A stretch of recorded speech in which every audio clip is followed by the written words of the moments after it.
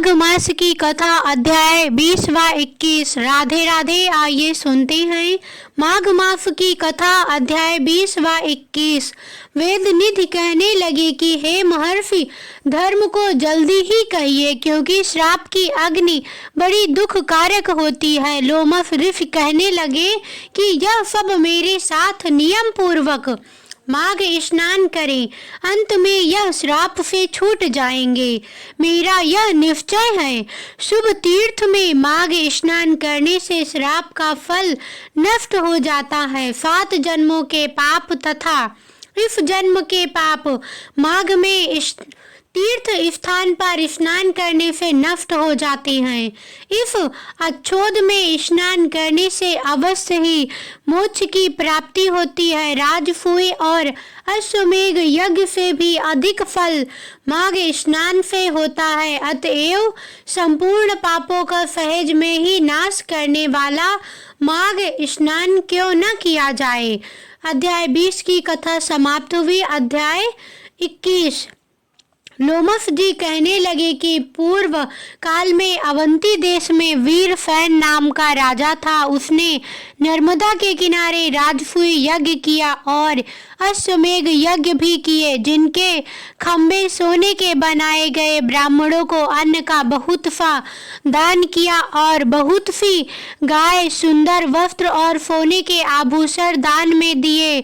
वह देवताओं का भक्त और दान करने वाला था। भद्रक नाम का एक ब्राह्मण, जो अत्यंत मूर्ख, कुलहीन, कृषि कार्य करने वाला, दुराचारी तथा अधर्मी था, वह भाई बंधुओं का त्यागा हुआ इधर उधर घूमता हुआ देव यात्रियों के साथ प्रयाग में आया और माघ में उनके साथ 3 दिन तक स्नान किया। वह 3 दिन में ही निष्पाप हो गया। फिर वह अपने घर चला गया। वह ब्राह्मण और राजा दोनों ही एक दिन मृत्यु को प्राप्त हुए। मैंने इन दोनों को बराबर इंद्रलोक में देखा।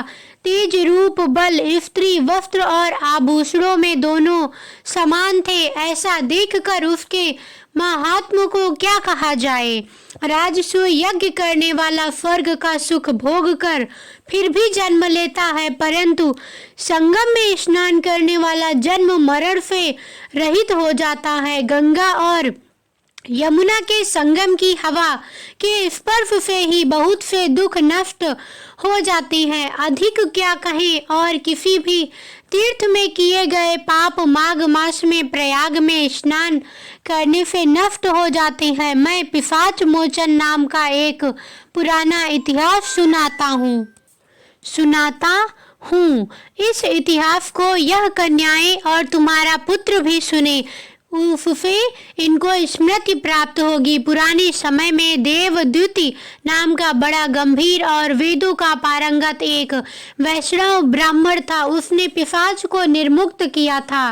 वेद निधि कहने लगे कि वह कहाँ का रहने वाला, किसका पुत्र, किस पिशाच को उसने निर्मुक्त किया। आप विस्तार पूर्वक यह सब कथा सुनाइए।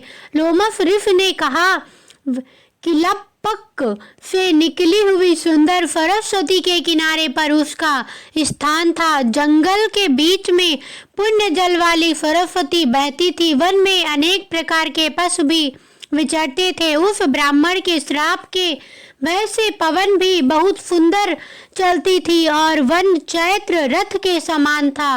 उस जगह धर्मात्मा देव द्युति रहता था। उसके पिता का नाम सुमित्र था और वह लक्ष्मी के वरदान से उत्पन्न हुआ था।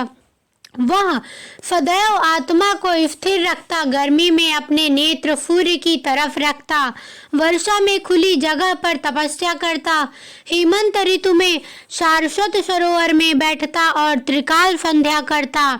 जितेंद्रिय और सत्यवादी भी था। अपने आप गिरे हुए फल और पत्तियों का भोजन करता था। उसका शरीर सूख कर हड्डियां मात्र रह गई थी। इस प्रकार उसको तप करते हुए वहां पर 1000 वर्ष बीत गए।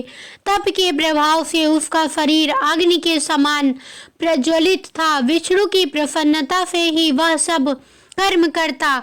दधीच ऋषि के वरदान से ही वह श्रेष्ठ वैष्णव हुआ था। एक समय उस ब्राह्मण ने वैशाख महीने की एकादशी को हरि की पूजा कर उनकी सुंदर स्तुति तथा विनती करी।